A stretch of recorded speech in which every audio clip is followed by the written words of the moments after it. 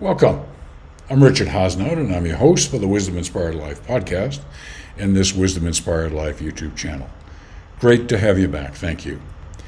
Well, this episode is going to be a continuation of my Advanced Wisdom series, where I share what makes it advanced is that everything that I share with you in this particular series comes from God-realized beings, deep wisdom insights from some of the most spiritually advanced teachers over the last a few hundred years, and even going back, if we go back to Patanjali, a few thousand years. So these are all God-realized, enlightened teachers. And the source, the teacher for this particular episode is Paramahansa Yogananda. He's my beloved personal guru, broadly acknowledged to be an avatar, enlightened, God-realized being, self-realized, however you want to describe it, a person who knows God, is reunited with Spirit. He founded the Self-Realization Fellowship, which provides an abundance of teachings and lessons and all of that for those of you that are interested in maybe accelerating your spiritual journey. Very comprehensive lessons covering virtually every aspect of life.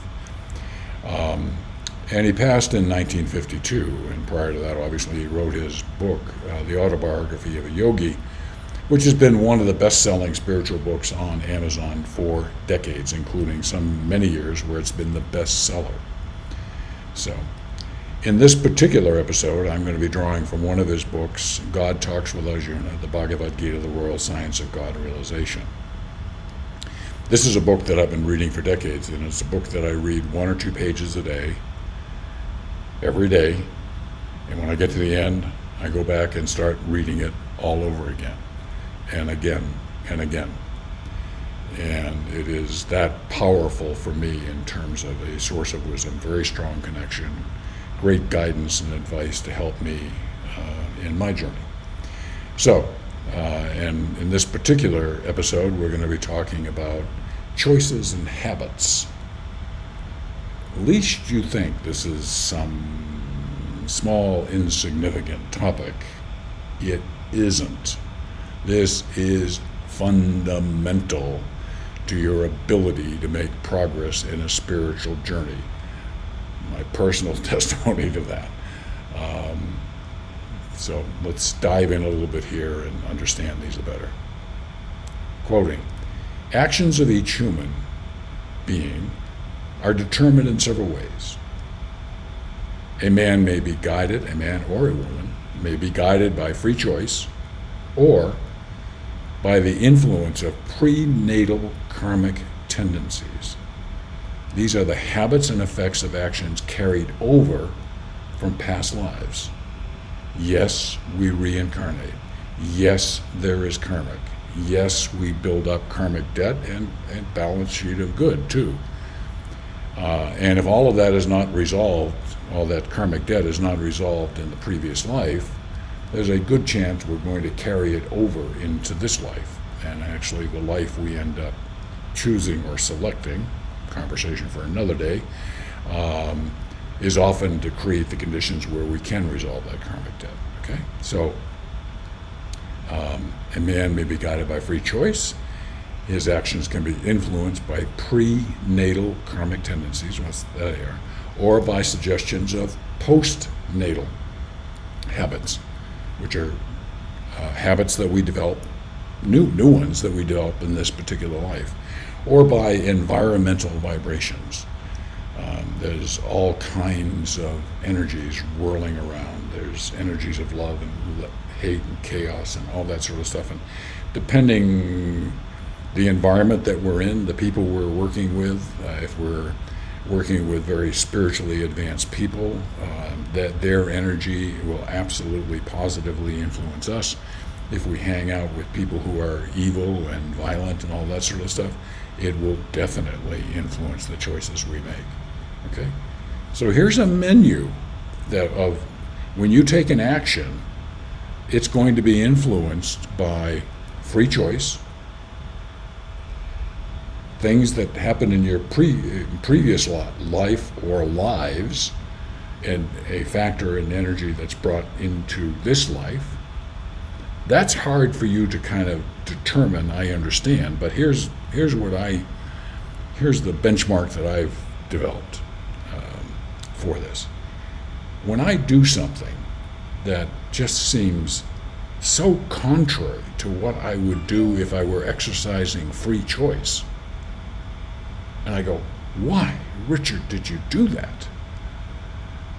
I often can see that there's a pattern. It's not the first time I've done that, and that it very likely is a strong influence from a previous life where I'm trying to work that out. And at that moment, it's a learning opportunity to learn from it. I did not make the best choice I could. This is a learning moment that I could make a better choice. Maybe I can go in and fix the choice I just made, and maybe I can then use it to make better choices in the future. All of this is part of that. And habits we develop in this life depend on who we work with, the philosophies we subscribe to, and a whole bunch of other things, sources for all that. Okay, so this is kind of the menu. When you make a choice, it's one of these influences that's essentially guiding that choice. Okay. Next, choose carefully. Very few human beings, however, use exclusively their God-given power of free choice in making themselves the person they want to be. Remember on that previous page, free choice? Most of us don't use that free choice exclusively for making ourselves a better person. The majority allow their characteristics to change passively and in desultory and in various undirected ways according to the patterns of passing moods engendered by specific environments, or according to the helpful or sinister influences of prenatal and postnatal habits. This is another way of saying many of our choices that we make are not ones that we go, okay, something is about to happen, let me really think through what I'm going to do, pros and cons, what's going to serve my higher self, what's going to serve others, how can I help others, be a servant, all that sort of thing. We just things happen and we react, things happen and we react. And there's no post-mortem after the decision. We don't go back and kind of reflect, boy, that was not a terribly good decision. I could have done a lot better. We just don't do that. And as a result, we get knocked about by circumstances, and depending on our moods and various influences in our life, we'll make those kinds of choices that don't always serve us well. So part of meditation is becoming more self-aware. You become very self-aware as you advance in meditation. And as you're facing a situation in life, use that self-awareness to say, okay, let me pause here. How am I feeling about this? Am I feeling threatened? Am I feeling this an opportunity? What am I feeling? And what's the best choice I can make for the person I'm interacting with and myself? How can I best serve God in the decision I'm about to make? Okay? Choose carefully, choose consciously, choose purposefully. Be careful, because your choices all have consequences called karma.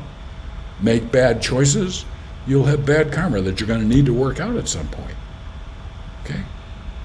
Avoid that. So, the power of good actions.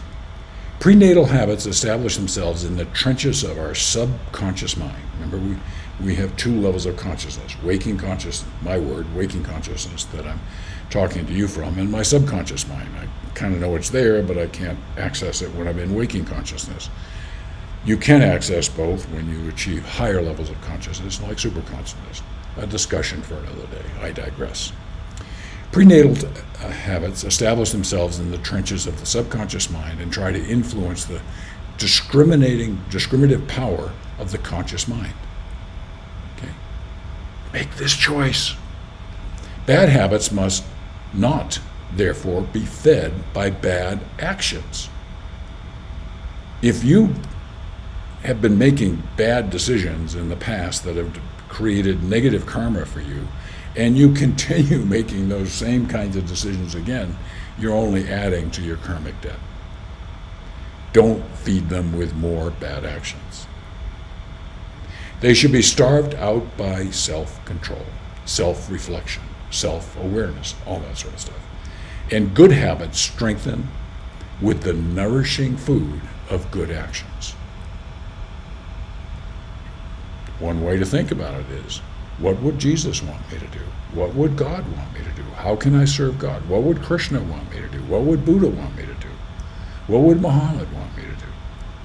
Patanjali, Yogananda, what would they want me to do?